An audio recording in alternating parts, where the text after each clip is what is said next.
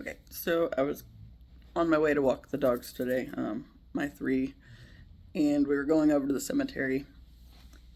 And as we were getting ready to turn onto the road that's on, there was a cop that turned its lights on from the other direction, like coming. We were going east, he was going west. And of course, I didn't turn because he turned his lights on, and I wanted to make sure he wasn't going that way. He did go that way. And then he went that way first, so then we kind of went behind him, and he went past the school, which the cemetery is like the next a little bit down there, so I doubt he was going that way. But when he went past the school, I happened to look in the parking lot. It's like, well, there's not a whole lot of traffic over here today, like not hardly anybody in the lots that I could see anyway. So it's like, all right, we'll just go here. And so we went there, and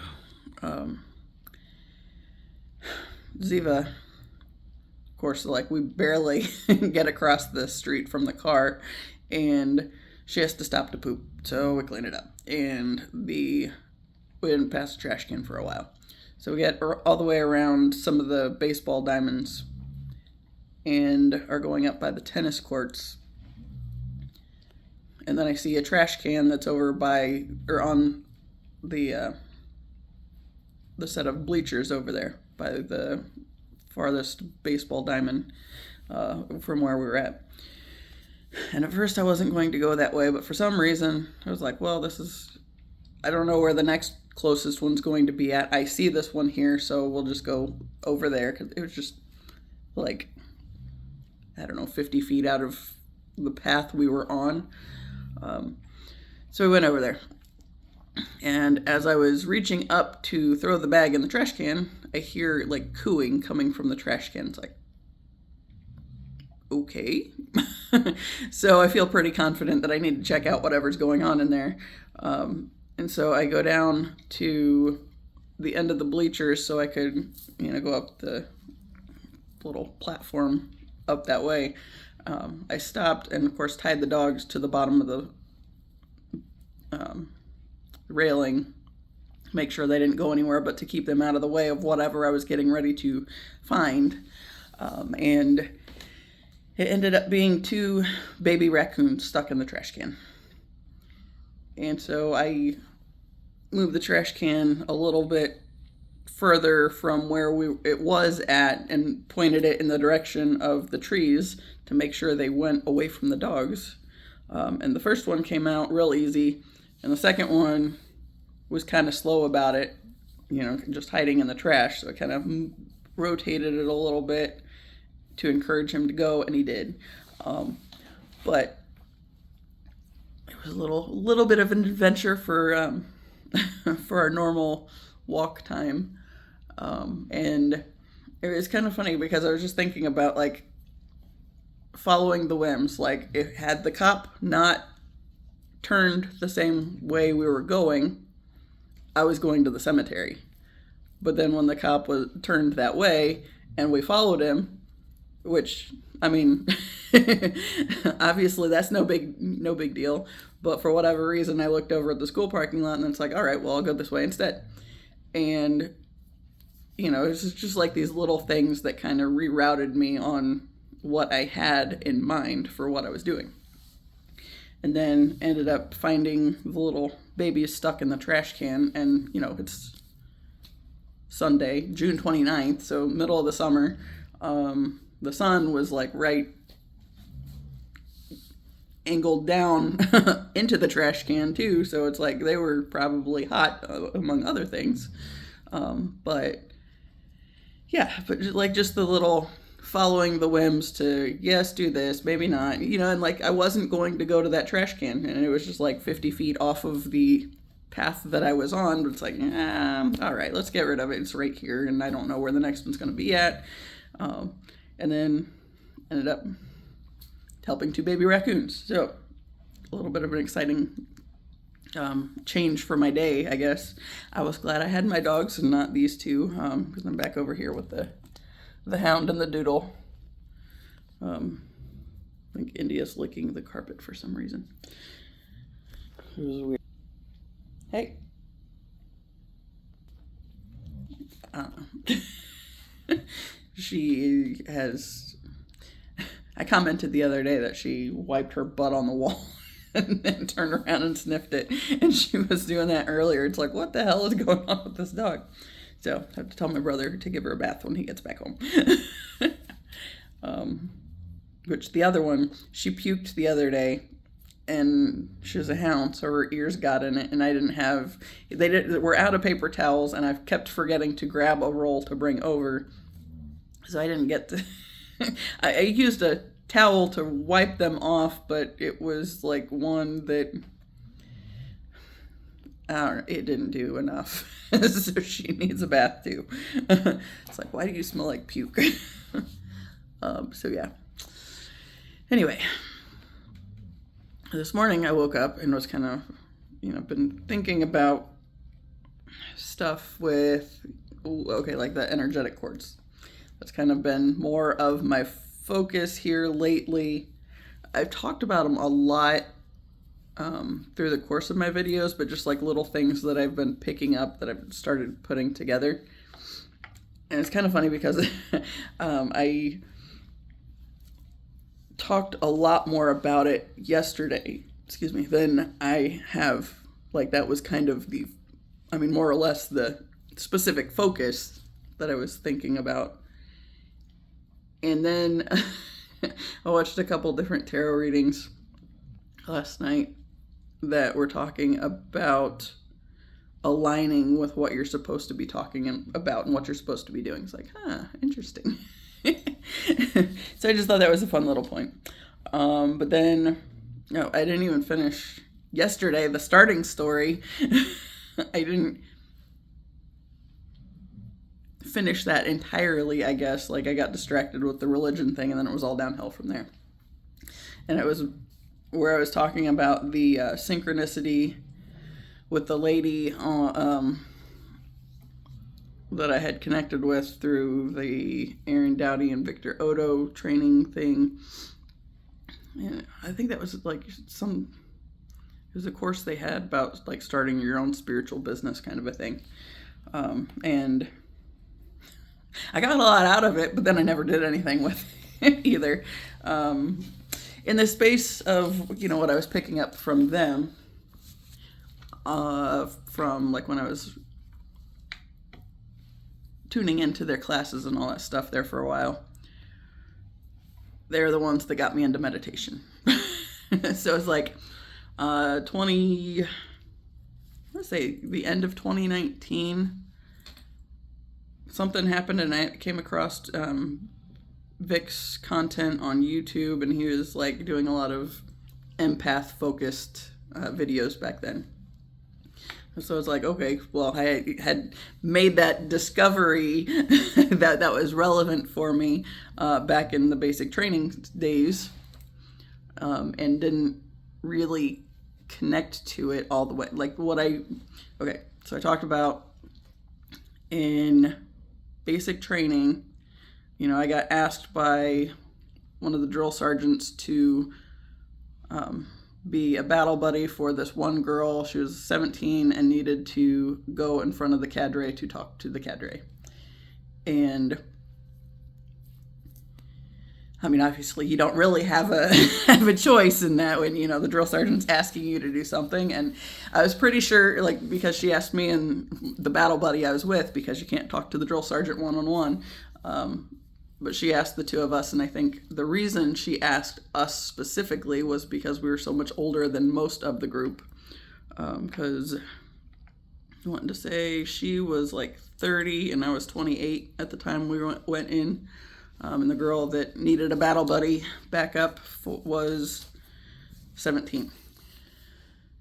So we did that, and when we went in and we're waiting on the cadre to come in, like, obviously there was all sorts of anxiety because I didn't know what I was there for other than just to be the battle buddy and all that stuff. But there's just a whole lot of anxiety. But then when the cadre came in, it was like this overwhelming sense of grief and anger and it was like all I could muster to not fall to the floor and hit my knees, like crying, right? Because like just all this emotion that I started feeling all at once.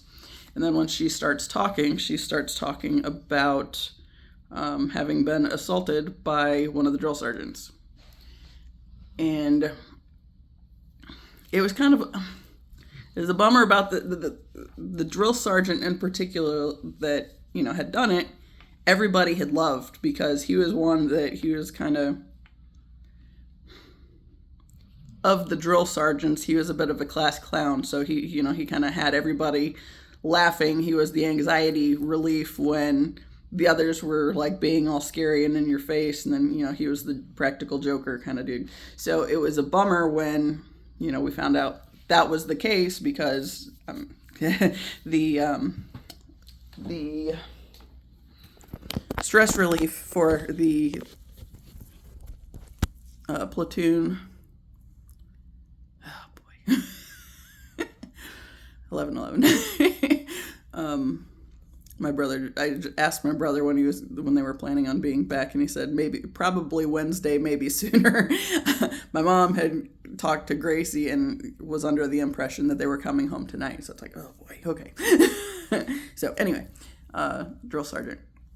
Right, so we knew he would no longer be with the unit, so there was the, the little bit of the stress relief from that end. But, yeah, it was just like the whole thing was just, it sucked, right? But it's like that, everything after that, like the whole experience of basic training was just tainted by this like really intense anger, more than anything. And it was to the point that it was like every single time we were doing anything, it was just like, I fucking hate all of you. It's like, why are we here? It's just like everything, like there was just a whole lot of rage that like kept coming through my system, right? But then when I went to AIT, it lessened. But then when I went back home, because of course I went National Guard, so I went back home. But it's like it all just dissipated. And so I was talking to my mom about having this experience, and then I remember getting up to go to the bathroom after saying that it was like everything just dissipated once I was out of basic training. And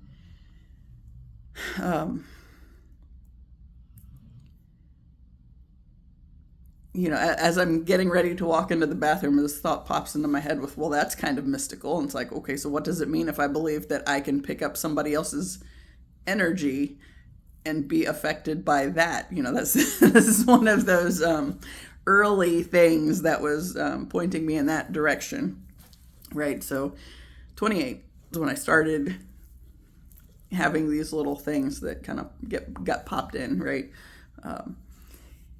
And so when I was in my hospital chaplaincy internship with seminary, there were like 10 of us in the group, and we had some days we would do, like, we had so many like group sessions a week that we did with like actual class kind of things where we were talking about stuff related to the internship and hospital chaplaincy stuff and whatever. And at one point we were watching this PowerPoint where they were talking about empaths, and I was so distracted with the wording that she had used, because it was just like, I think she said something like empathic instead of empathetic, and for some reason I got really hung up on it that it's like I was honed in on what she was talking about, but there was just that little thing that was enough that I missed it and didn't really fully register the the thing that she was talking about was relevant for me. It was just like this vague general concept that was out there. It's like, okay, well, what do I do with that? So it still took a little while. Of course, when I went to seminary, it was like the next year, and it was a year and a half after I got out of all my military training that I did the hospital chaplaincy internship. And yeah, so it's like I got the idea. So it's like it was one of those things where like the universe is just like, we're going to add this in, we're going to put a pin in it, and we'll come back to this later. Right? So then, of course, with what I picked up with basic training and then the chaplaincy thing, I was still distracted by the fact that I was married to somebody that I shouldn't have been, which I wasn't focused on that point at that point, or at that time. It was just, I was married, right? And trying to be the good wife as my Christian programming, there you go, had me convinced that I was supposed to be, right? So like all the things that got me there, which I've talked about many times, was not a good situation, but largely goes back to the Christian programming that I had, and family programming as well, which most of my family are some of them are practicing. Many of them have been at some time. My grandfather was always the Christmas and Easter only. So yeah. So it's like everybody was concerned about his salvation for a long time, but then apparently it was resolved enough that it was okay. By the time he died, they just accepted that he was, and all that fun stuff. So anyway, that's irrelevant. The programming, right? So, right. So it was just like that idea that it came across my path, so the universe could like have me make mental note of it and kind of put a little pin in it because it would be relevant later, right? But then like everything with my ex and the whole marriage thing, being in a toxic marriage at that, and everything that entailed before I got out of it, right? So I ended up leaving him the last time for good in March 2019. And the divorce was finalized on July 30th, 2019, after I sent his mom a big long email about why I left and why I would never be back, and what I knew would be happening if she did not push for him to sign the paperwork, because I was trying to disconnect from the situation completely. And it's like, look, I know all he is interested in is proving his little story that I only married him for his money, right? That was all he cared about proving. I said, and I know that he has every intention of dragging this out as much as possible to waste both of our time, because he wants to prove that I was only after his money. I said, but I'm not interested in that. I'm ready to be done. I said, there is no chance I will ever be back. And I said, if you can convince him to sign the divorce paperwork within 4 business days, I will take what I left with, and that is it. I don't want anything else, because I got my dogs, and that was the biggest thing of concern, right? So, yeah. So luckily, she was able to cooperate, as I knew she would, because she didn't want another more legal fees to have to worry about, because she was paying for all his custody bullshit, right? But everybody's, being after his money, yet he's relying on everybody else too. So, okay. So yeah, she didn't want another more legal bullshit to have to worry about, especially pertaining to him, I think, even though he claimed to be planning to represent himself because he was trying to bait me into, going along with dragging it out and actually getting anything from it. But it's like I was so tired and had no interest in just being made to look crazy. And I knew he had every intention of doing that, and that was all he cared about. He didn't care what I actually got from the connection or anything. He cared that he proved his point and had the opportunity to make me look crazy like he did for his baby mama. And I had no interest. So I went over his head and talked to his mommy. And she helped me. And yeah. And then after, she got it handled where he signed the paperwork. And then, once I got the finalized documentation from the attorney, I sent her my wedding ring set. So he couldn't claim that I had used that in any way. It's like, no. It's like he gets no access to claiming that I had to rely on anything that came from him to financially support myself in any kind of way. So it's like I literally fucked myself over just to save myself the trouble of having to deal with him. And I don't regret it at all. But anyway,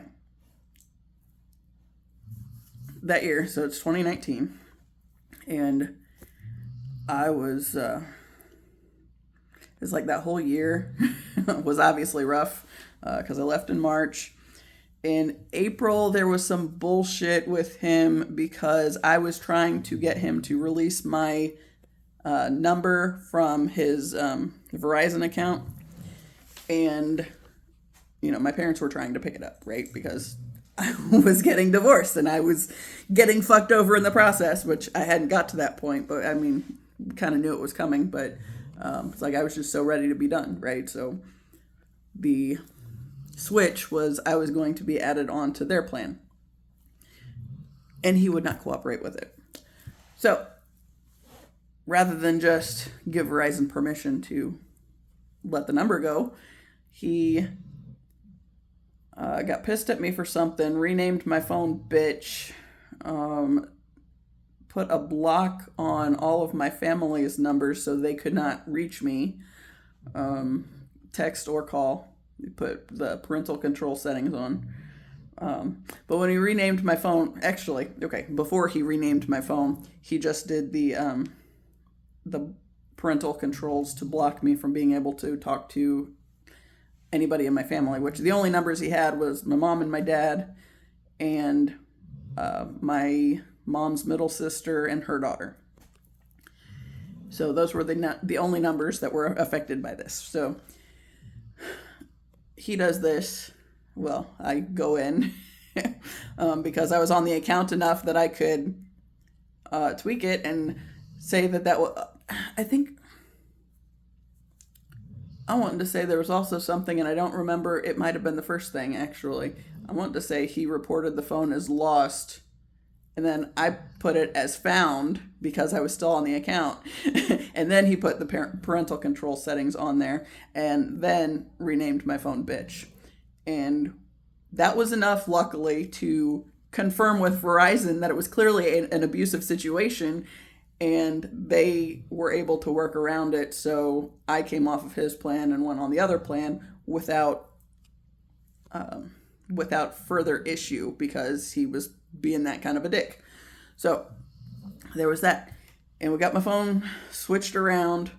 But then at some point it did an update and reverted back to the parental control settings where I couldn't talk to my parents. And this is before I had processed through any of the stuff with them. That's all like 2023 and forward that I really started delving into that. So yeah, one problem at a time. So we were facing the problem that I married. And when the phone updated and went back to the parental control settings that he had put on it, somebody's mowing goody.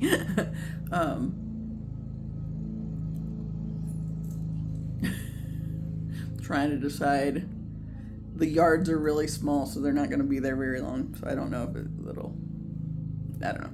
Anyway,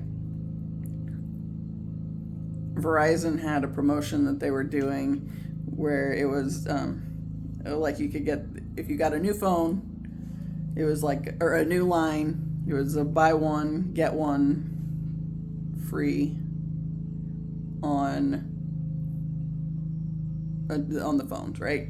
So I was like, my mom's like, well, I don't want a new number. It's like, I am not so attached to that old phone number that I would have a problem with changing. So I scrapped the old number and we got new phones.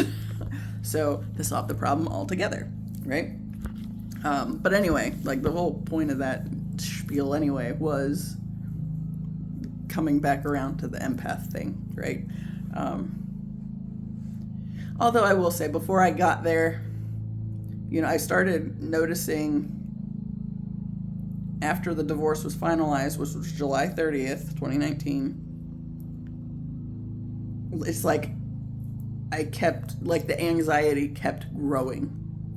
And I realized that it's like, as it got closer to the first divorce, the first wedding anniversary past the divorce anniversary, the divorce date, I was afraid I was going to hear from him. And it's like, I had all this anxiety and I was like super anxious all the time and dreading the possibility of hearing from him. And then the day came and went and there was nothing. It's like I don't trust it enough to be happy that I haven't heard anything yet, because I don't know why I haven't heard anything. It was like, I know everything about him. Yeah. First off, I did have the new phone before the divorce was finalized, and I had requested the attorney make sure he not have access to it. And yet, he ended up with my phone number and sent me a text message and said, I freed you.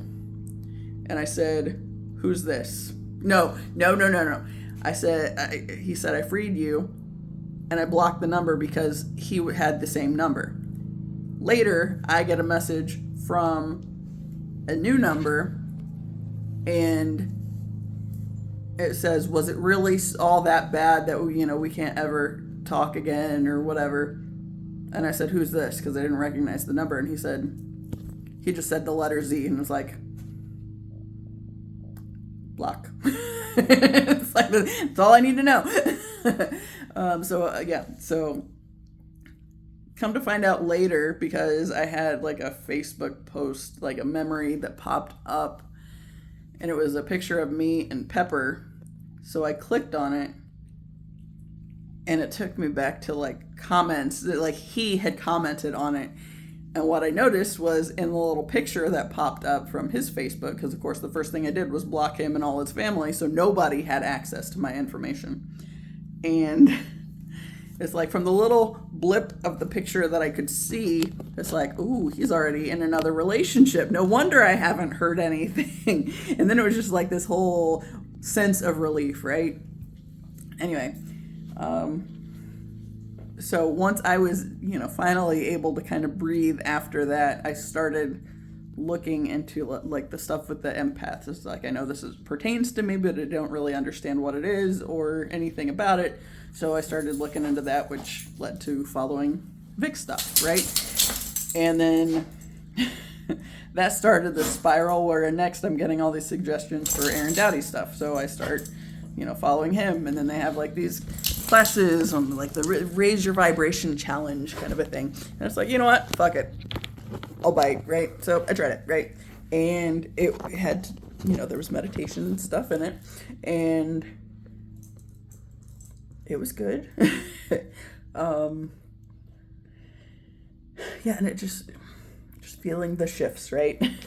Anyway, I don't know how I ended up, or why I ended up meandering down that path per se, because all I wanted to revisit on that bit was the spiritual business thing that I had done, where I connected with that lady that I mentioned yesterday, where she had talked about the synchronicities, And because I had followed her back then, that was like 2020, I think. 2020, 2021. It seems like everything since 2020 anyway just kind of blends together. It's like all these things happened somewhere in that time. Was it 2021? Was it 2020? I don't know. You kind of smell. But anyway, so I connect with this lady, and she has the thing about synchronicity. So I commented, and I guess I was just figured I'd just give her some kind of engagement, because I never really saw anybody engaging with her stuff that often, which I didn't honestly see a whole lot of posts from her per se. But since she was talking about synchronicity, I went ahead and commented. And it was my synchronicity where I talked about the thing that, okay, so what I was journaling was about packing. And I, of course, if I'm packing for a move that's coming in 2 weeks, I'm going to pack more intensely than for a move that's maybe coming in 5 months, if then, right? So it's like, I was writing that it's frustrating trying to figure out how to pack when I don't know how much of this stuff I'm going to want or need access to before I actually get moved. But as I was writing, I said it was difficult without having any kind of plan, basically.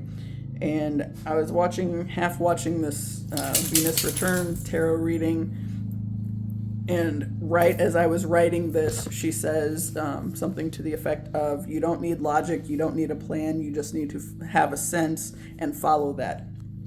And so, of course, that was that was kind of a big synchronicity for me. So I shared that one because it was one of the more recent ones that was pretty substantial. Will you stop? And yeah, so yesterday I was talking about the lady had apparently replied, but she didn't do it as a reply, she just did it as a comment, so I didn't see that she got it. So because I hadn't said anything back, she replied specifically, so it did tag me in it.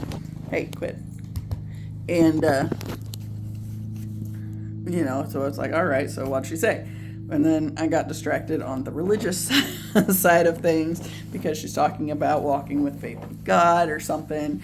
And I don't remember what all it was. The part that I left out, because of course when just the start of it, there was a Jesus mention and enough that sounded kind of churchy-ish, but not full-blown fundamentalist churchy kind of stuff, but still churchy enough that I wasn't really interested. Yesterday I got really distracted with the fact that it's like that alone is enough for me to just glaze over and be like, I am so not interested in any of the rest of what's coming. Because she already made it sound somewhat churchy, and it's just like, ugh. So I kind of glazed over. I was scanning, trying to see if there was anything relevant, but then in the last paragraph of what she was talking about, 3333, she honed in on the dangers of the occult and the dangers of watching tarot readings and all this stuff. I was like, oh boy. I was just like, I've already lived that chapter and I'm not afraid of it anymore. And I figure the way I see it, the divine can use anything to communicate to you if you are open and willing to learn. And I try to learn from as much as possible, right? So I don't lock myself into like, okay, this is the belief system that I follow, therefore my information must come from them. No. Because I don't feel like anybody should be that committed to any one thing that they're unwilling to ever learn from anybody else that may be in a different belief system or life circumstance otherwise. It's like, I'm not a fan, right? If there's anything that reinforces the separation, I have a real hard time giving any kind of credibility to it. It's like, yeah, no, not interested. So again, I feel like you can learn from everything. So, yes, I watch tarot readings, and sometimes I get a little overly into them as a means of distracting myself. And I talk a lot about how I don't really have any friends, because I don't. So it's one of those things, as I'm thinking about this now, as I'm talking about it, because my former best friend for like 15 years came to mind earlier today, and I've spent some time thinking through some things related to her and the fact, what I was writing about yesterday, like with the chords and stuff, or what I talked about on here. So enough rambling. I distracted myself enough. Crap. Okay, friends, right? So I'm still friends with my best friend from high school, Charlie. I went to his wedding, but that was kind of also, until, I've sent little messages on Facebook periodically, like comments on or pictures of their kids, or whatever. But we don't have actual conversations now, so it's like, does it count? Because I'm not sure that I really feel like it really counts at this point. It's more like, yeah, he's got a life. I have this thing that I'm doing, but I don't really, still trying to figure it out. It's like this YouTube thing is kind of making up for the fact that I have nobody in my actual waking life to talk to. Right? The friend point. What I noticed with the girl that was my best friend for 15 years was I would frequently talk to her rather than go inward, right? I wanted absolutely nothing to do with going in and kind of tuning into myself, because of course, I was following my my programming previously, and what I'd been conditioned into believing and all that crap. So I was afraid to really spend any time with myself. And part of that was, I feel pretty confident that had I been able to do that sooner, I would have walked away from my whole belief system a lot faster than I did. But I think that's also part of why, Christianity generally wants everybody to stay locked into being so afraid of everything that they don't try to investigate deeper on their own. Because then they would probably learn that a bunch of it is bullshit and they're just being controlled by it. That's kind of a big part of my whole process, right? So, of course, I ended up in the toxic marriage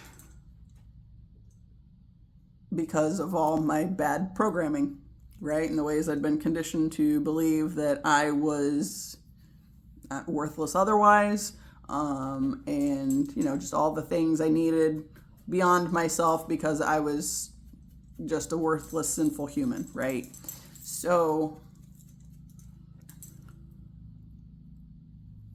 back then, it's like I had an aversion to, I would journal, but I would not I couldn't take the risk of processing through stuff that challenged my belief systems as, one thing, or, questioned why I got triggered over something, anything like that. So it's like I would journal for a little bit and then I would inevitably walk away from it. And it's like every single time I've ever gotten into journaling, it's been like that, which, okay. Okay. I don't need your help. So I brought my journal and of course, I talked about the twin flame ones and, that's kind of been my leading thing. But today I got distracted with this thing because I put these stickers on here, and yesterday or last night when I looked at it, I was distracted by the the part where it looks like it says specifically, keep growing, good things take time, love. So it's like, oh, it's like I sent myself a message and that wasn't even what I was intending. I just put a bunch of stickers on there, just because I had a bunch of stickers and I don't know what else to do with them, so I've been putting them on journals. But yeah, this is the 14th. You know, of course, I talked about the twin flame stuff and all that stuff. This is the big thing. You know, okay. The reason I started with these was, you know, I've also often got sidetracked with the journaling stuff because I got distracted at the idea of just throwing my thoughts out there. It made more sense for me. I always had this thought of it feels like it would be better if I had somebody in specific that I was writing to. So I kind of take them, you know, as like the twin flame books. And this is number 14. Because since I started these, like I've been going nonstop and like not quite daily, but almost every day, right? So it was like I'll go a month and then maybe miss a day, you know? So it's like I'm not trying to kill myself over it or anything. Like I'm trying to do it every day. And if all I get written down is, you know, cards that I pulled for myself for the day, then that's okay too. But I'm going to go back to the raccoon thing because I looked up raccoon symbolism after the deal with the trash can, or finding the two in the trash can. And I found, okay, it was not in the little book that I got. It was in, and I took the bigger book out of my bag a couple days ago, so I didn't have that. So I looked at this website, I just Googled it, and then it came up with a spiritanimal.info/raccoon. I don't know if there's any more to that because on my phone it only gives me that much. But okay, it was talking about the masks for one thing. And so in the symbolism, what I wrote down of it says, once behind a mask, a person can become someone or something else. The mask helps us change who and what we are to who and what we want to be. Okay, just that part made me think about when I was in drumline. It's like, okay, for the pit, one of the fun things that we did, which was kind of a bonding experience for the girls as much as anything, was wear like goth makeup, kind of, you know. So we had a couple, at least one night where we got together and we're just like playing around with the black makeup and lipstick and the eyeshadow and eyeliner and all that stuff. And that kind of became our thing where, you know, when on contest days, we had the makeup on, which was also funny because the year we won the school's first state championship, like of anything, the drumline got the first state championship for the school.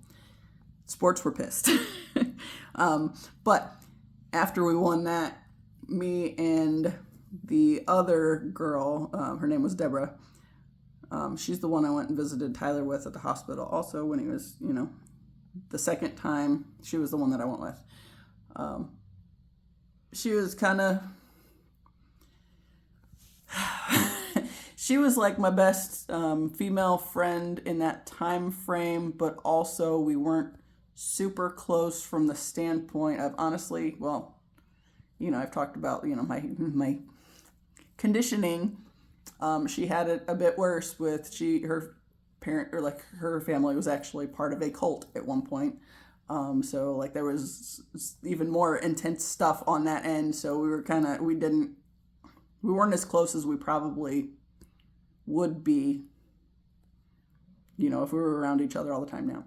But we had both been there for the first year when all the seniors, you know, my sophomore year and her freshman year, and all the seniors didn't give a shit about this thing because nobody knew what it was or what we were doing with it. So it was they all took it as a big joke, but there were like 10 of them. And so like most of the group was disappearing after the season was over. So, you know, they don't give a shit. That's what it was in 4-4-4-4. But Deborah and I were there the next year. So we were the two girls that were there all 3 years. And I think there were 5 guys that were. So there's like 7 of us all together just for all 3 years. But anyway, we decided after we won the state championship that we would wear the makeup to school, which of course, she's got the cult family that she's out of, so she had to do her makeup at school. And I'm pretty sure I probably did. I think we met up in the band room that morning and did our makeup before we went to class. But the fun thing was, I had a U.S. history class with a guy that I would... Okay, so my U.S. history teacher, he was a really cool dude. He was part of the church that I was going to in that time, the Methodist church. So it was kind of funny. But then I show up one day and I have like this goth makeup on for class, and he went to hand me a paper and dropped it next to me because he wouldn't look at me. Like, he was afraid to look at me. And I talked to him a few years later about it and kind of laughed at it. He said he remembered that day. But anyway, I was just thinking about, like, it felt back then, like when we were doing the makeup, it was, it was just something fun for us to do, but also it did help to, not be the meek little kid that I'd been conditioned into believing myself that I was supposed to be at any level.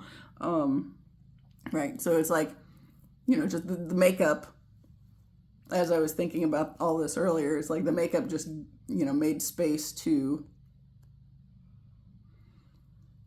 step more into a role of something that we were doing. It was like playing a part for the drumline thing. And like we were more able to get into like movement and all sorts of stuff because we had a whole thing. But a big part of the thing was because at least on contest days we had the makeup. So it was like I felt more safer, I think, to get more into what we were doing because it was kind of like hiding behind a mask, right? So that was the point of that whole spiel. Anyway, the last of what I said, or of what I wrote down from this thing, was having the raccoon as your totem is helpful in revealing all the facades of your personality. The raccoon spirit animal's presence in your life may be helping you to transform into something or someone new. Which that I kind of appreciated because, watching the tarot readings last night that were talking about starting to shift into the message you're supposed to be talking more about, the message you're supposed to be sharing. Like, you're figuring it out more and leaning into that more. And I feel like that's kind of been the case here lately. Like, with all this chords and stuff. So like that's a bigger part of like what I am supposed to be doing, right? So yeah.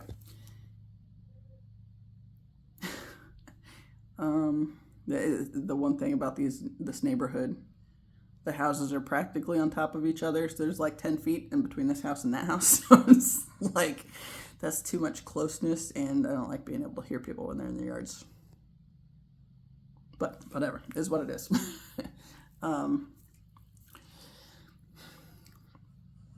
Okay, so that I wandered off with, the masks and the friends things. The friends. So, Charlie, like, I love that dude. And we should probably connect more. But he's like one of the few people that I actually would connect with at all. The last time I talked to him was because my parents had gotten hacked and, were having some kind of issue. And it's like, okay, they didn't know what was going on. There was a message that popped up on the screen with a number, and you know how you're not supposed to call numbers of random things that pop up. They called the number, and my dad gave the guy access to the computer. So I went in there and unplugged it and shut it off and was like, no. But I was talking to Charlie and my friend Jeff, who, is also from the high school days. Not near as close as Charlie was, although he's the one that my cousins, when they were little, because of course they're all 12 to 15 years younger than me. So they knew Jeff as my other brother because he was around a lot. So yeah. Anyway, the friends and not having friends. So what I was realizing through all that spiel, I mean, I don't know. I don't know how and why I do what I do, but I think I've expressed enough times on here that kind of I follow the things to see where it goes, and usually I make connections from it later, right? So that's a big part of what I'm doing.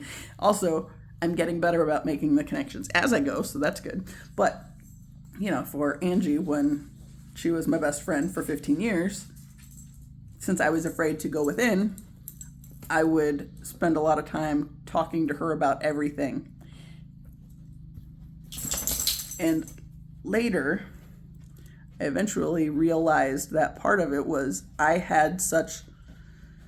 was lacking in trust for myself and confidence for myself because, of course, with the stuff I've been figuring out with my family and the narcissism and the scapegoating and all this stuff, and how I was, my brother and I were basically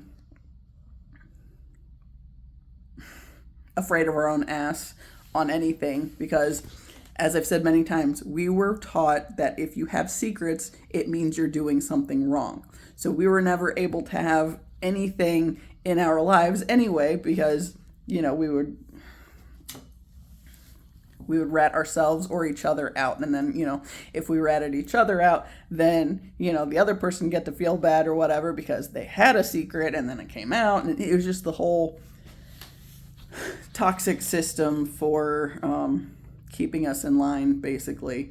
And all it was keeping us afraid to do anything, and of course, we both struggled with perfectionism a lot. He's been diagnosed with obsessive compulsive disorder, like back in high school. I'm more of the mindset that with the conditioning that we were raised with, that has more to do with any of the mental health concerns than, a random diagnosis, because there was actually shit that we were taught to be terrified of. And I think the way it played out for him, like with the obsessive compulsiveness, the big thing was checking the locks on the front door or washing his hands, right? So it was like that became a fixation because there was all this anxiety elsewhere that had nowhere to go. So it came out in these kind of unhealthy ways, right? So, but we both had a whole lot of anxiety. And that's been like one of the big things for like whenever I have tried to get into writing and actually focus on that, because I know it's something I'm supposed to be doing.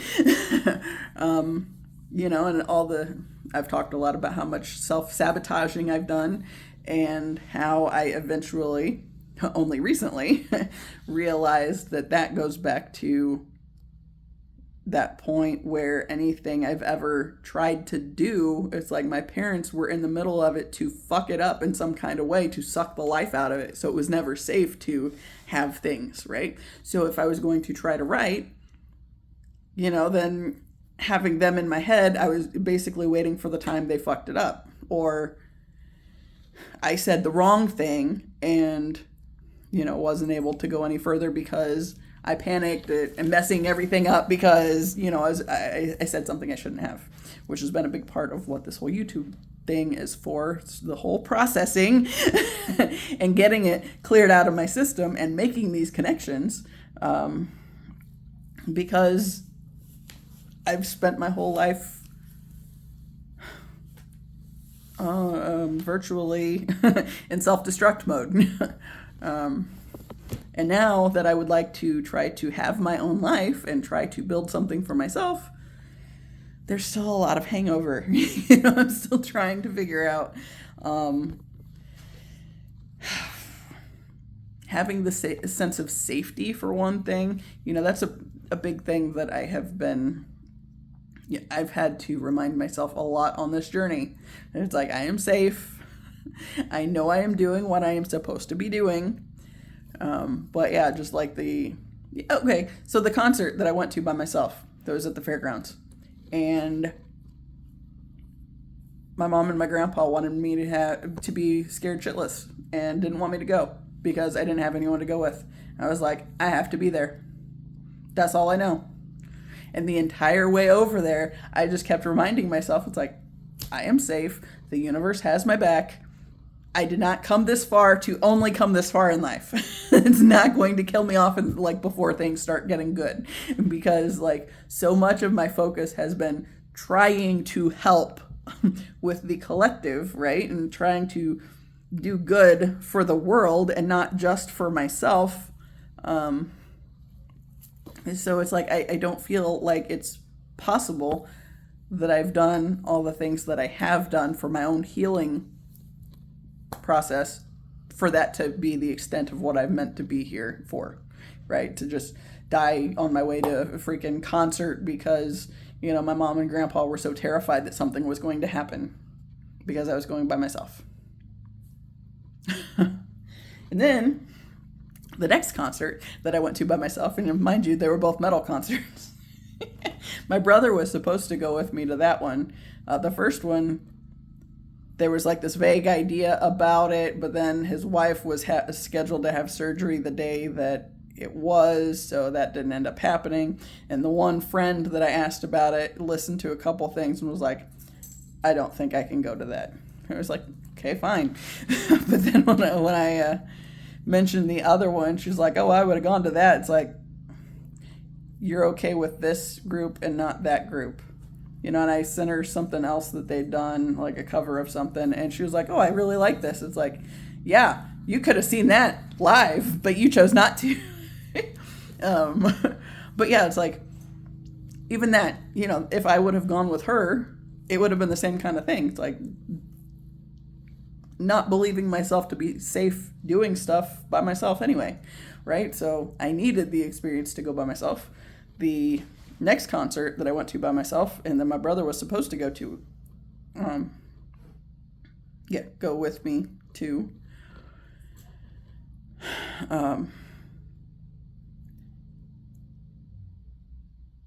I saw that one coming, and it was the wife and the daughter had him wrapped up enough with plans ahead of time that hadn't been planned beforehand, but it was for the opportunity to take over and, make sure he couldn't go.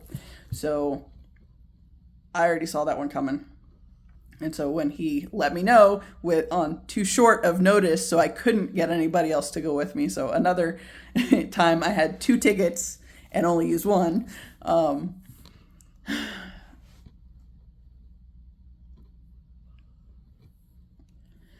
Where was I going with that?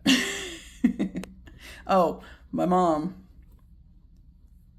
Because, of course, it was 2 days after my grandfather had fallen and broken his femur. So he was in the hospital and he had surgery. And so I was taking them all the time. And, of course, I knew with my sister-in-law that there was the good possibility that that was going to happen. And then it happened. So, when I said, I guess I'm going by myself or whatever, then my mom was like, wait, your brother's not going? It's like, I'll be fine. I've already done this before and it wasn't scary at all. I actually really enjoyed it. But then, she tried to get after him about and make him feel bad for making me go by myself. And we both told her, but not at the same time. We connected on it later when we had a conversation about what we had each said to her. It's like, these aren't the people I have to worry about. It's like, this is a a metal concert. I feel pretty confident that anyone that's going to be there has enough of their own shit that they're dealing with that they're not worried about hurting somebody else just, for the hell of it. No. Yeah. Yeah, but the things of concern that she had in mind, it's like, I was not concerned about that. And I think that's a big part of it too, is if you go into a situation expecting danger, you're more likely to attract danger, right? So the fact that I had the idea that my sister-in-law wasn't going to allow my brother to go to the concert anyway kind of invited that in also, right? So same thing.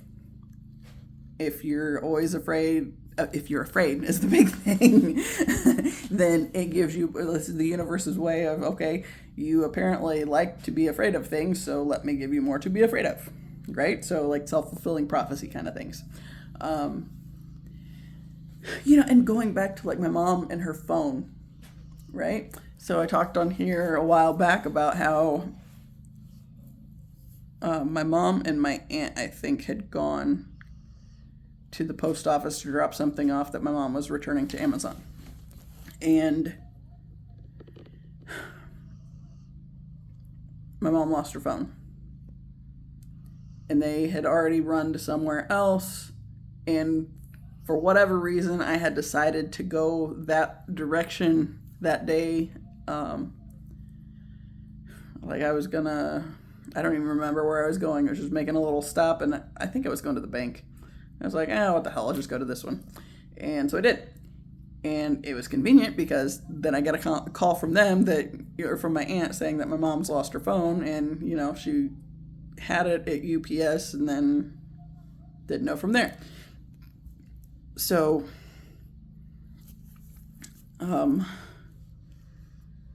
I think they went back there to check and then were continuing on to the other places they had gone, kind of retracing their steps. But then my aunt called me to say what all they were doing and said that they had been at UPS and checked already, and they said they hadn't had it, so they went on to the other places they had gone to. But then they called Verizon, and my mom had the location settings on her phone, so the lady with the Verizon had tracked it to UPS, even though she had been there, and they said they didn't have it, right? So I go back there, and I, mentioned or talked to the guy, and he's like, well, yeah, she was already in here, and they said no. I said, well, she's on the phone with Verizon, and they said she does have it.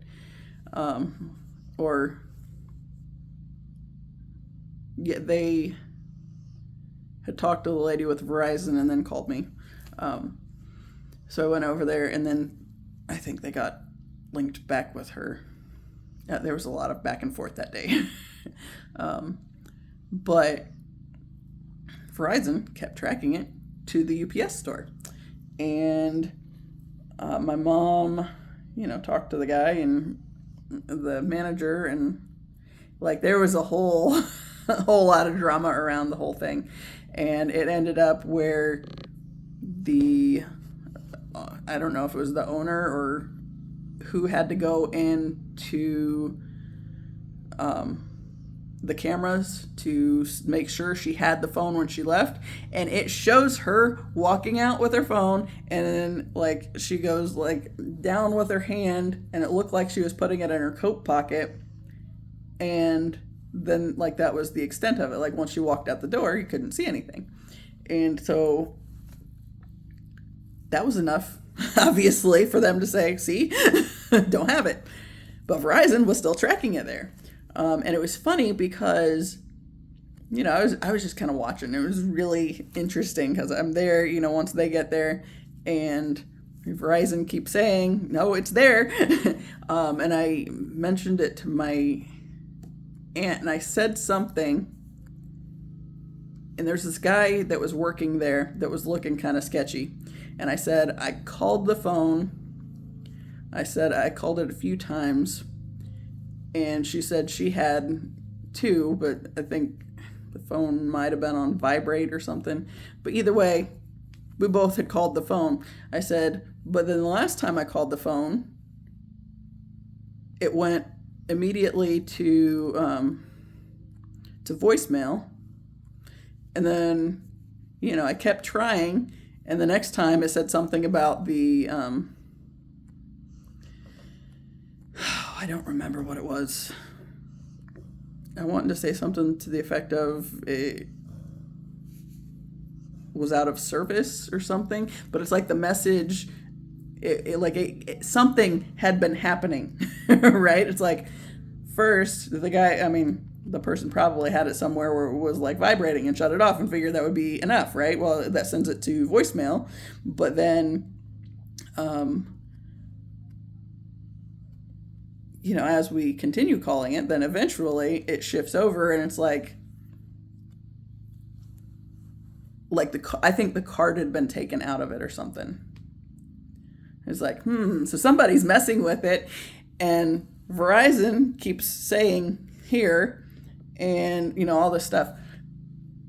Point is, we all have both light and shadow, right?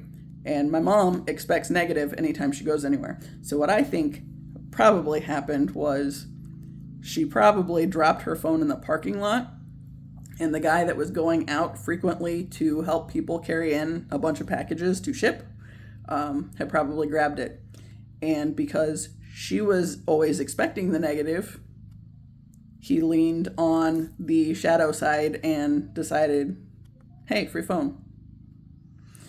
And I feel like, okay, on the other end of it, it's like, I don't feel like he was a bad guy or anything, but I feel like because of what she expected, because of these cords, right, that he sensed she wasn't expecting to get it back anyway, and so he just kept it, right? And eventually, she kept going with Verizon, and eventually they tracked it to apartments over there in that area.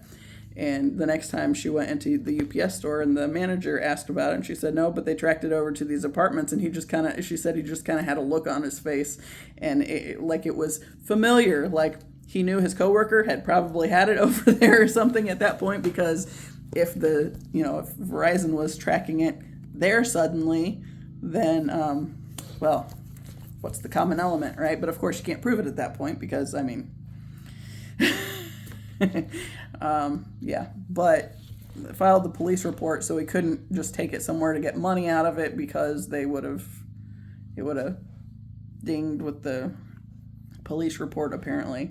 But I feel like that's a big part of how this stuff works. So if you're always expecting the negative, then you attract the people that are, I don't think that guy would have done it if it would have been, if I would have lost my phone and been like, all right, well, the universe is going to get it back to me. I don't feel like I set up the agreement with the universe to allow the negative to happen. But my mom's so focused on the negative that she expects it, so it makes sense that he leaned into the shadow aspect of himself and ended up taking it as a free phone, which of course, whatever issues he'll have with it from all that stuff, but I mean just in that end, that's his karma, right? So it was just interesting to watch the turn of events and everything play out. And it's I am confident that it was literally just my mom's, inclination for everything negative, which again, if you're always putting out negative and expecting negative back, you're going to get more of it, right? So, and if you're moving from a place of the conditioning that wants you to stay in fear and stay focused on the negative, then of course, that's more large scale stuff, right? That brings more of it in that way, right? So it encourages people to lean into their shadow aspect and the the things that they might not have done otherwise had you not already felt a certain way and been projecting that feeling. Yeah. Anyway. Oh yeah, I think I did finish that. I was just suddenly did I actually finish that bit this time with, I mentioned the lady and the thing that she said that sounded like it was kind of religiously focused, but not fully. But yeah, I did. It was the her concern about the dangers of occult stuff. And it's yeah, well, that brings me back to that thing, right? So if you're expecting whatever bad you're expecting out there, you're going to see more of it, right? So that's I think that's been the biggest purpose of this whole thing for me is unpacking and setting things down so I can make space for better to come in, right? And yeah. The friend thing, I did not finish that one. So going back to my conversation yesterday talking about the different chords and just the some of the different ways that you can establish these, and like, you know, of course, my grandfather entering the agreement with my grandmother, and then them having my mom, you know, that, you know, because girls are born with all of the eggs that they will have in their lifetime. It's like the 3 generations of us were connected when my mom was getting ready to be born, right? So through that, my grandfather automatically has the direct access to my grandmother and her energy, but then also there's like the additional chords that get established or got established with my mom as his first child, and then me as the grandchild, and you know, the different ways that chords are established on that end. Like, so, okay, so then my mom enters this agreement with my father, and then they have me. So because of these chords and not having boundaries and all that fun stuff, you know, my grandfather and father had access to my life force energy just because, you know, my mom, my grandma, and I were all connected. Right? So, right. So then, you know, I mentioned the agreements that or like the chords that I established with just on the sexual contact cases, you know, and the second boyfriend, which the first one I had that connection with because I thought I was going to marry him, and then the one night stand, and then the toxic ex, right? Today's thing was kind of more focused on thinking about, it was sort of an aggravation with the one night stand thing, but mostly the friend, right? So the reason the whole one night stand thing ever even happened was because, you know, I had existed this one way, you know, all this icky conditioning from my my church upbringing and my family connection and like all this stuff, right? So then I go to basic training and AIT, and I learn I am more capable of a lot more than I had ever thought I believed myself to be. And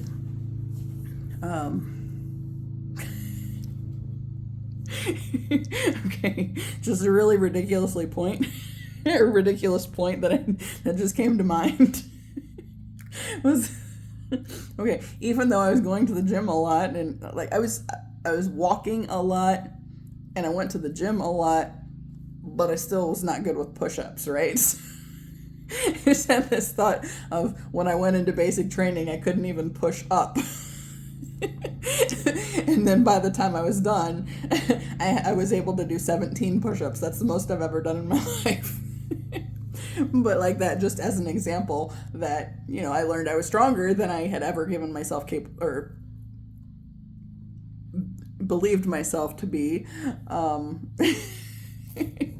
There was just a silly example that came to mind. So yes, I don't know how many push-ups I could do now. I have not done many since I got out of the military.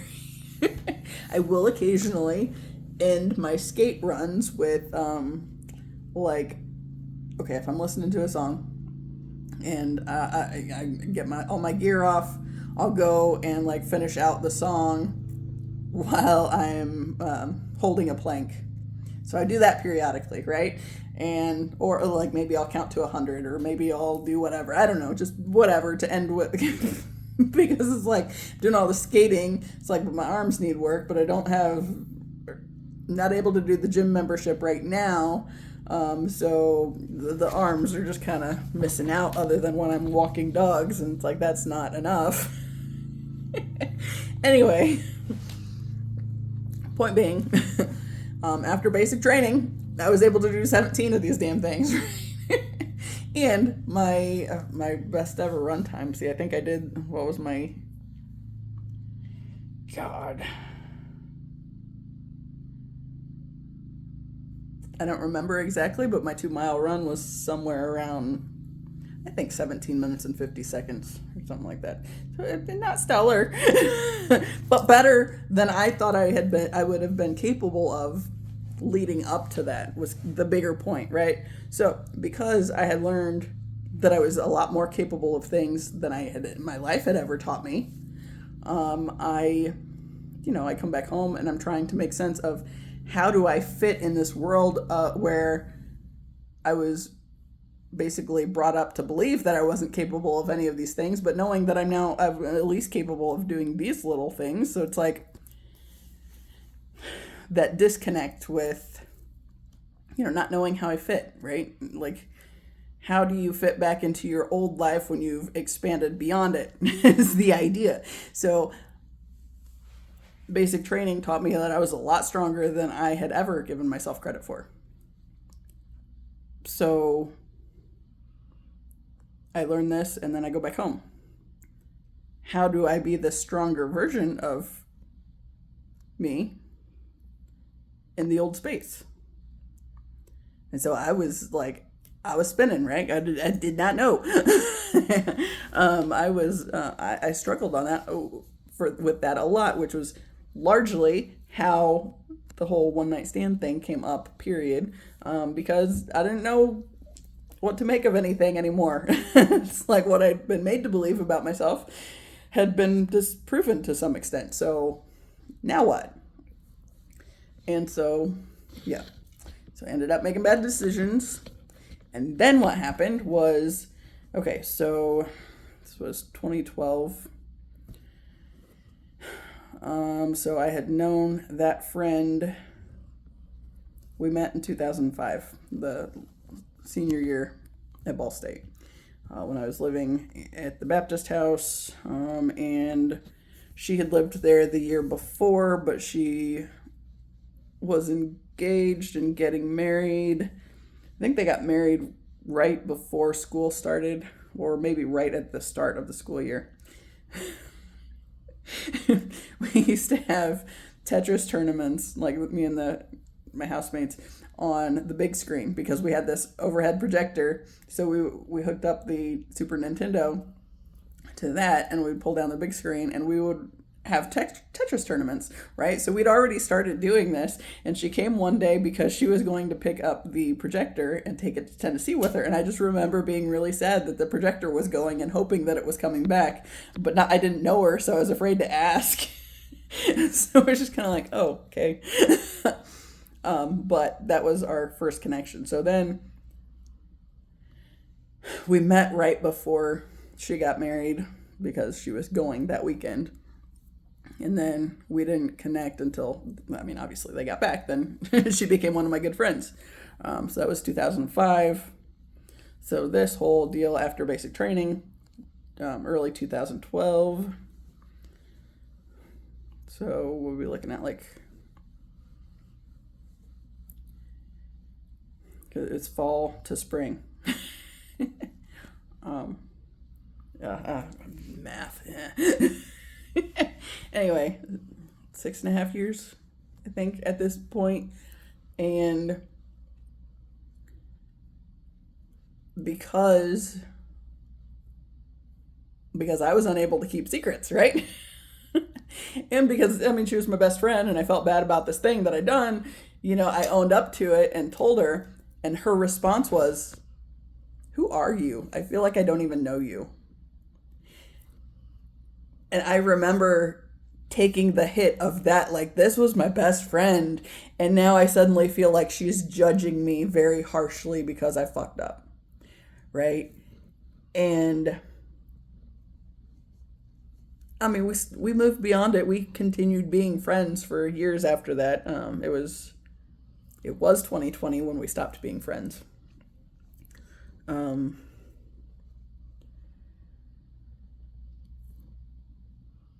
But as I was thinking about that this morning, it was like, I had this thing that happened that I fucked up because my life was kind of spiraling, or it was kind of starting the spiral, because I had learned. I went away to basic training. I learned that I was stronger and more capable of more things than I had ever given myself credit for. And then I came back to my old life, and how did I fit in it now? So trying to squeeze myself back in, it's like it's not working, right? So it's like, and then enhanced by the fact that I was 28 and feeling the weight of being that old and still not being married yet, because that's just the worst thing in the world, right? So then I do this thing and fuck up and feel bad about it enough on my own, and then I tell my best friend and she makes me feel even worse about it. It was like, what I was thinking about earlier today was because I stepped out of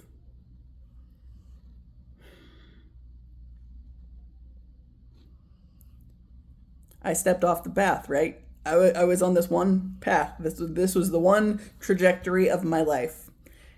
And then basic training came and went and was okay, but it kind of tweaked the path a little bit. But then this other thing just seemed to kind of shift it even more. And then like all these things, just like all these more negative things, because of course I judge myself harshly, then my best friend judges me harshly, and then it was just like all these heavier things starting to flock my way. So since I was already on a downward spiral, then when I ended up on the dating app that I met my ex on, and I didn't take him seriously. I've said that many times. He messaged me and I did not take him seriously. I mean, honestly, I feel like I entertained the conversation at all because of that idea that you're supposed to be nice to people, right? So another thing that I fucked myself over on. But when I get connected to him, I already feel bad about all these other things and I don't know who I am anymore, and like just more stuff that keeps coming at me and like continuing the downward spiral. So then we end up there, right? But so that friend, we stopped being friends in 2020, and that I am confident of, because I was working at the first factory, and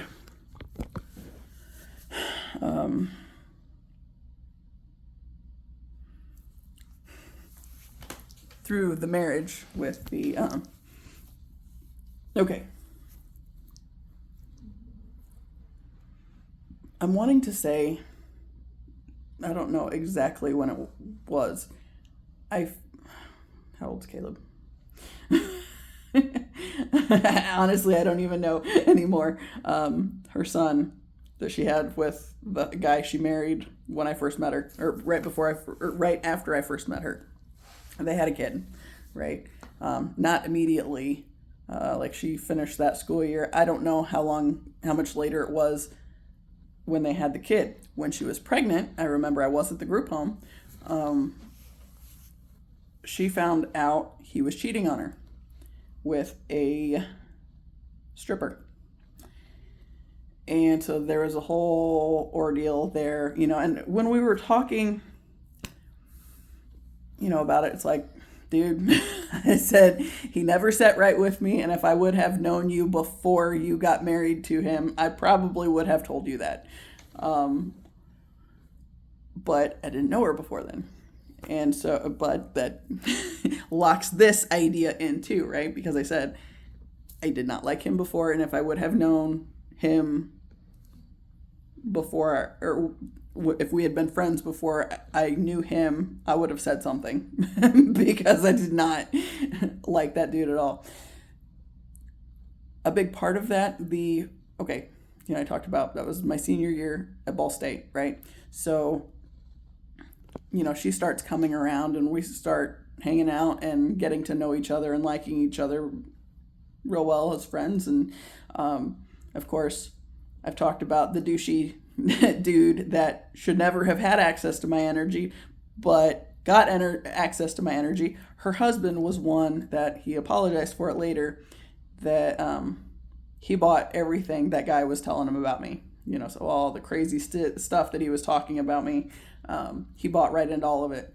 And then the more he got to know me, he started feeling bad about having believed any of it, and he apologized to me on multiple occasions that he had trusted anything that guy had said about me.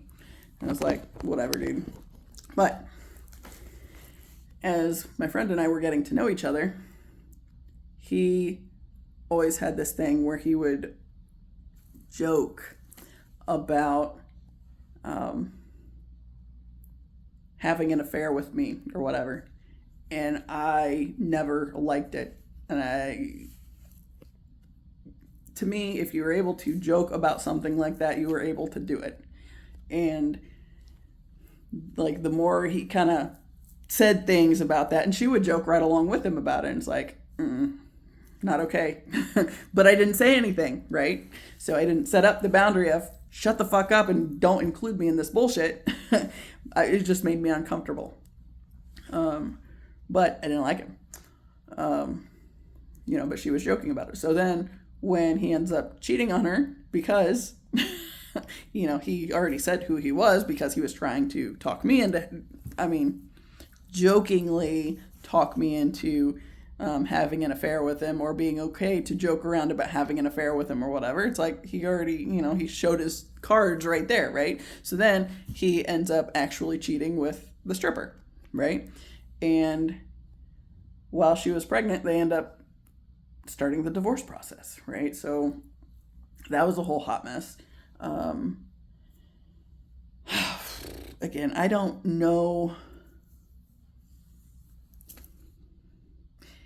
I kind of feel like it was right before I went into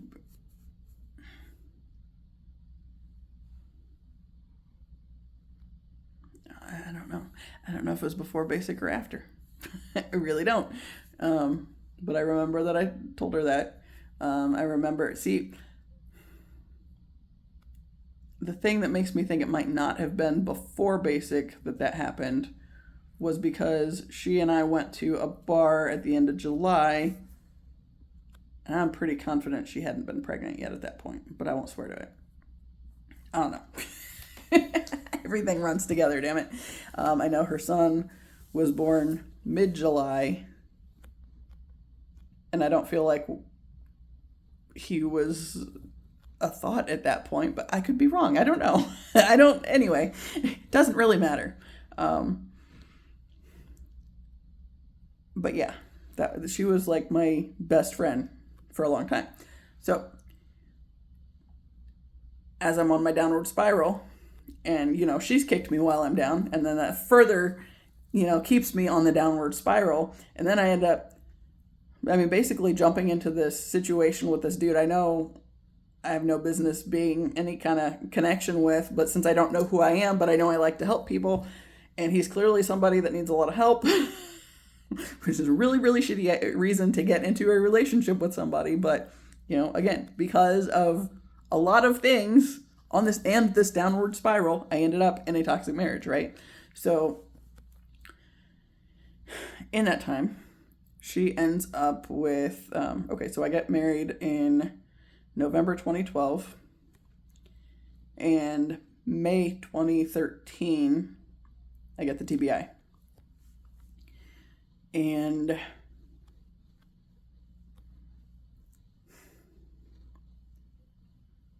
at some point in there, she ends up engaged to somebody else. I couldn't stand that dude either. And I know it was after my ex and I got married, because his best friend started showing up like a lot on my days off. And the problem with that was they weren't really that good of friends anyway. He was talking about this guy as his best friend, and he would talk shit about him behind his back the entire time. but then he was like, oh yeah, come on over and all this stuff. It was like, then I end up with this TBI and like oh my God, all of the, very temperamental. I was temperamental beforehand, but that amplified it a lot, especially right after it happened. The bigger part of it was when I got the TBI, mind you, I was at home by myself. My parents were going, like, my ex and I had a house that we were renting, and it was like 12 minutes away from my parents and his parents, which they lived like 5 minutes apart between the two of them, my parents and his parents, but different school districts, so we never knew each other before the dating app disaster, which the disaster was that I met him. Anyway, so he starts having this friend that he's complaining about all the time come over all the time on my days off. And it was very exhausting. And so I had issues with this dude, and my ex was an issue in and of himself. Another point. When I fell at home on the stairs, my mom had knee surgery, and my dad was going to be staying at the hospital with her, and I was going to be staying at their house to dog sit, basically. And Ziva loved the idea. She loved hanging out with all the other dogs. So I was packing some things up to go over to their house, and I went upstairs to put some folded laundry in my former stepson's room, and I had the baby gate so Ziva couldn't follow me. She was stuck down in the kitchen. She didn't want to be stuck in the kitchen. Well, in the dining room. And she managed to jump over the baby gate. She probably used the chair to do it. She was like 4 months old. So I'm pretty sure she probably jumped on the chair and then went over. But she still went over the baby gate. I mean, I'm not going to say she cleared it. I think she knocked it over too. But she still ended up upstairs. I didn't want her to fall on the stairs and wasn't ready to try her on stairs. So I tried to leave her on, in the dining room. Because I was just going to take the stuff up there, put it up, and come back down. And then I put the stuff away, and I turn around, and she's sitting there wagging her tail in the door of the room. It's like, okay. Like, she's just so proud of herself. Hey, Mom, I found you. I came too. It's like, okay. So it's my little Kelpie wonder. So when I was going downstairs, it's like, okay, so is she going to be able to handle the stairs on the way back down? Because they were steep stairs too. They made me uncomfortable because they were overly steep. And it's like, I didn't know if she'd be able to do it, and I didn't want her getting hurt. So I went part of the way down, sat down on a step, and tried to get her to come to me. And she just sat there and wagged her tail and looked and whined at me. So I was like, all right. So I went back and I picked her up. And when I picked her up, I have her under my arm, and I turn around and my foot slips and I fall on my butt on the stairs. Didn't hit my head. I cracked my teeth together really hard, and that was what did it.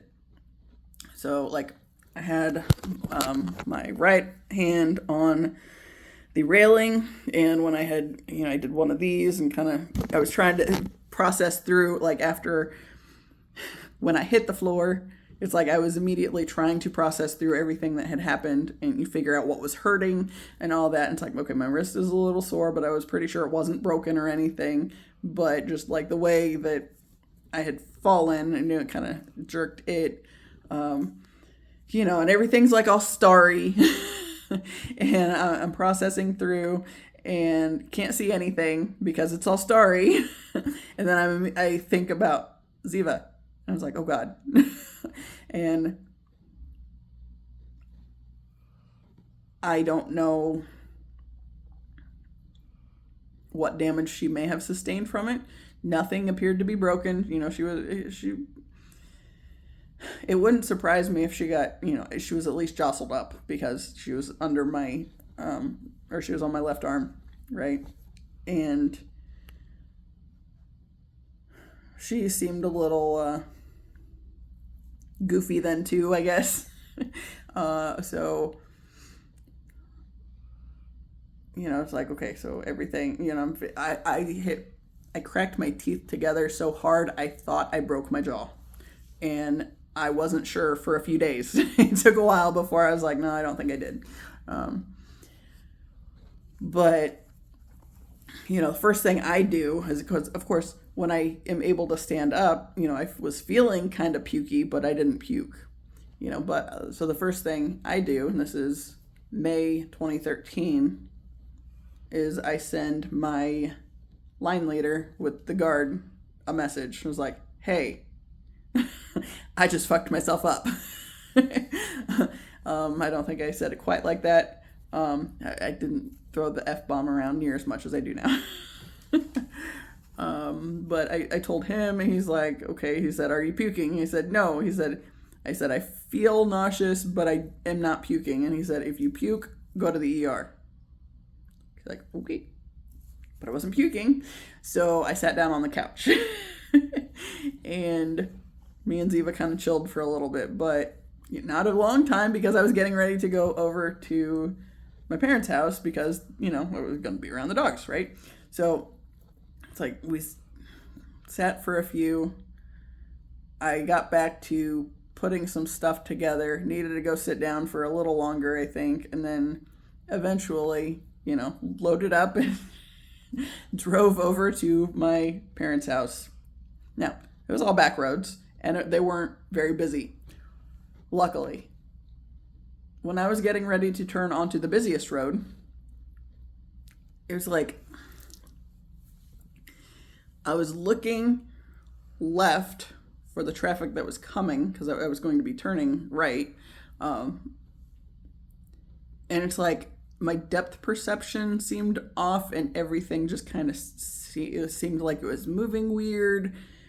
And I just had this really strong sense of, I feel like I shouldn't be, it's probably not a good idea that I'm driving right now. But I was already at the halfway point, so I was like, where am I going to go? Right? And who am I waiting on? Because, my parents are wrapped up at the hospital. And I think my brother was living in another state at that point. My ex and my grandmother were both of the mindset that since I hadn't hit my head, I couldn't have done any damage. So because I was so stubborn, I tried to act like nothing had happened, right? Well, that's not a good idea. I did have my aunt take me to a doctor's appointment the next day.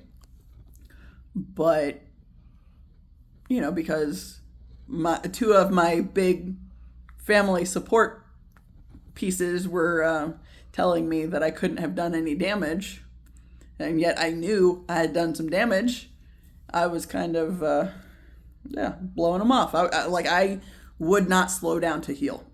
It was a big thing.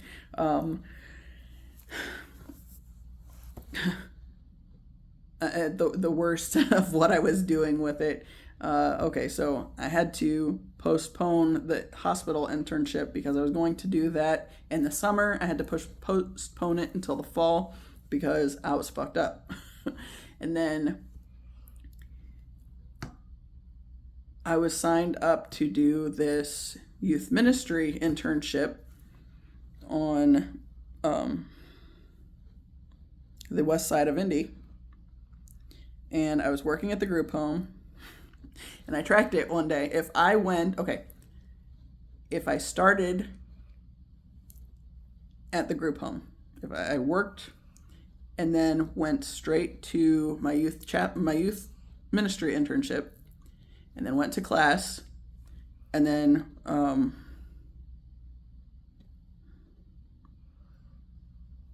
whatever it was, if I went to all these places before I went back home, was that the same year? No, okay, not. I think it was. I don't know if it was the next year or not. No, I don't. I feel like they were not overlapped, the internships. Okay, but if I went from work to Okay, so maybe it was the next year when I was doing that one, because I'm confident it was the youth ministry internship.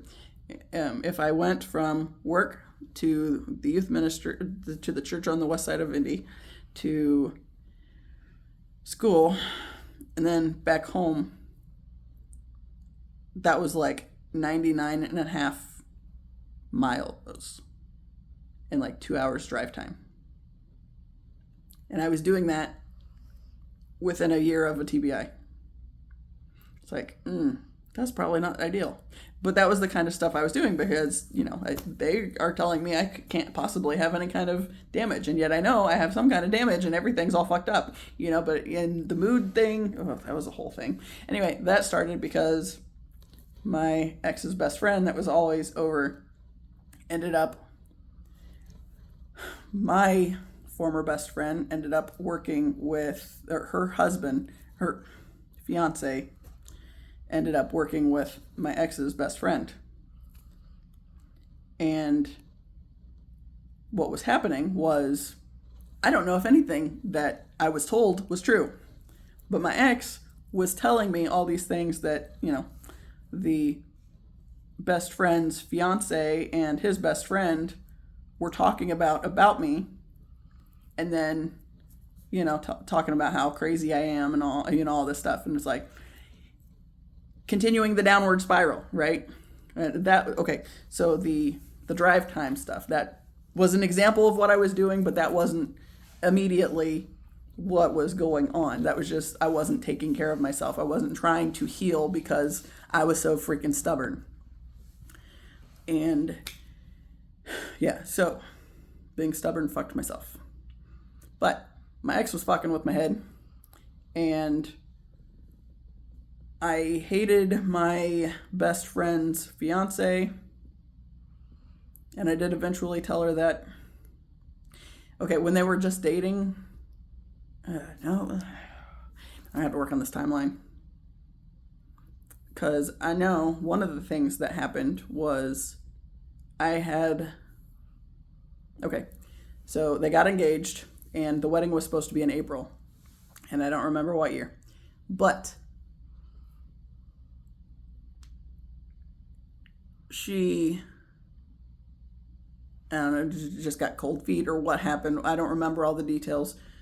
She canceled it right before April came around. She was like, no, they were still engaged, but they weren't pushing the wedding. So I think it was the next year, when she was still dragging her feet about it, he went ahead and planned the wedding without her. And knowing that I was supposed to be her matron of honor, he neglected to tell me. So when he finally told me, it was like, I wanted to say like maybe 2 weeks away from the wedding. And I think he told our other friend before then, and I don't know if he just expected that she was supposed to tell me. And she said, when I talked to her, she said, that was his responsibility. So she didn't feel right trying to pull me into the stuff when he was making the plans, and he clearly left me out of it, right? So it was just like, it was just more of the downward spiral, right? But before the wedding, before it actually went through, me and that friend did sit down with her and tell her that we didn't like him, we didn't trust him. But of course, it's close to the wedding, and they had it planned at that point. One of the things was, since he didn't give me more notice than he did, I had annual training. I was like, cool, I won't be there.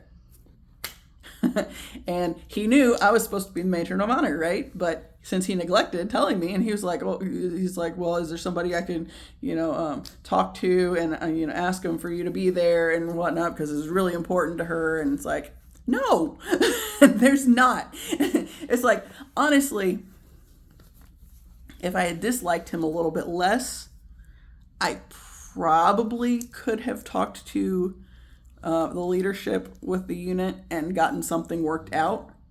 but I already didn't like him and wasn't big on the idea that she was marrying him even. So I just said no, and I didn't even. I had the suspicion that I probably could work something out with them, whether it ended up with me going to, because when I got the TBI, they made it so I could. One of the things that happened since I wasn't able to go to do the 3.5 hour drive to my guard unit, I ended up doing a lot of work closer to home with chaplains that, and I didn't have a chaplain up there. As a chaplain assistant with no chaplain. So one of the things they did work out for me was I was able to link up with a couple of the chaplains closer to my area, and I was able to connect with them and kind of do some work there. I also filled in somewhere else at some point in another unit on the drill weekend. So it's like there was stuff I could probably have done, but I was so mad about the whole situation anyway, and I really didn't like him that I was just like, no, whatever. It's like, spend $150 on a dress I'm not going to use or whatever. And yeah, that was fun.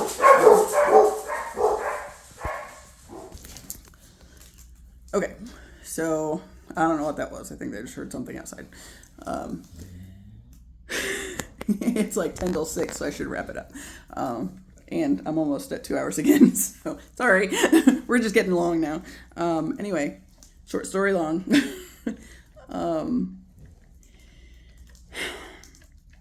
So I didn't go to the wedding, right? And there were all these things that continued to lock in support that I didn't like this dude and didn't trust him and all this stuff. And I'm confident that it was intentional on his part, so therefore it was even less important for me to go on that end or to just try to jump through hoops to get there when he intentionally left me out of it. But we did all meet up a few times. And of course, she didn't like my husband at the time either. Which there wasn't a whole lot to like, so I mean, yeah, whatever. Anyway, so I don't know how much her fiance and my ex's best friend were talking about me, but I know I was getting my ex's side of the story with what he was claiming had been being said. So it was like more on the downward spiral stuff, and I didn't trust me, and I didn't trust anything else. Of course, especially after the TBI, I had a hard time trusting anything. But all these different things. When I finally left my ex, because my friend, she was my maid of honor when I got married. What she said, she didn't flat out say she didn't like him and please don't do it. What she said was, "It's not too late. I'll drive the getaway car." And of course, since going back to that feeling like property, because that was how I was conditioned to believe about things, right? My dad and my brother not saying anything, I felt like I was stuck. So I ended up going through with it and marrying the dude. And then when of course, when I told her I didn't like her fiance before they got married, of course, she's looking at me and my wonderful decision making anyway, on my downward spiral, and I think she got her feelings hurt and wasn't happy about it, but she still got married to him, and we continued being friends. But it does kind of build a rift when neither one of you likes the other's husband, and yet you're still trying to be friends. And yeah, in 2020. Okay, so 2019, I left for the last time, got divorced, all that fun stuff. Wasn't talking to her a huge amount, I don't think. But at one point, I don't even remember how it came up, but she flat out said she didn't trust my judgment. And I remember thinking, I don't want someone like that going with me into whatever's next for my future. So I stopped talking to her, right? And a month later, she reached out because I hadn't talked to her in a long time. I think we were talking. I don't remember what it was. I think it might have been another dating app conversation that got brought up because it was 2020 that I was trying to see what was out there on that space. And I don't know what the conversation came up in March where she said she didn't trust my judgment. And in April, a month later, she reached out because she hadn't heard from me in a while. And I didn't say, I was very short on my responses and she got the hint. So we never talked again. And then it wasn't until January 2025 that I was like, why the fuck are we still connected on Facebook? We're not friends. You're not going with me in this next phase of my life. Why are we connected at all so you can even see what I'm doing? And it had like something had popped up where I had seen pictures of like her and her kids and, they're some happy family shit, and was like, yeah, I don't give a shit. And so I dumped her off Facebook, right? And yeah. So that was the end of that. But, it was like all these series of things. I realized as I've been doing this talk therapy sort of thing on here that she was basically like when I connected with her, I was away from home, and it was my senior year of undergrad. And she ended up being a sort of stand-in for my mom when, because I already didn't trust myself because of the way I'd been raised. So then she was kind of a fill-in on continuing to keep me out of trusting myself as well. And, filling in for my toxic narcissistic mother issues. Even though I don't feel like she was a narcissist per se, I feel like she just was able to handle that role. She was like an only child, and my mom was like the oldest of three, but still had enough of that like mothery kind of, yeah, she was a Pisces too. She had the same birth date as my great grandfather. So yeah, there's that random connection too. But yeah, anyway, that was the end of that friendship. But I don't know. I just was thinking about that this morning and connected with that one night stand situation and just the downward spiral that she was a part of as well. And it's like, the way she was, my best friend was kicking me on my downward spiral and, basically helping me continue on the downward spiral, so it's just like, ugh. Anyway, I'm gonna wrap this up because there's apparently food at my house and my aunt showed up with pizza or something. So I'm gonna go eat something. Yeah. As always, I appreciate you. Until the next time. See ya.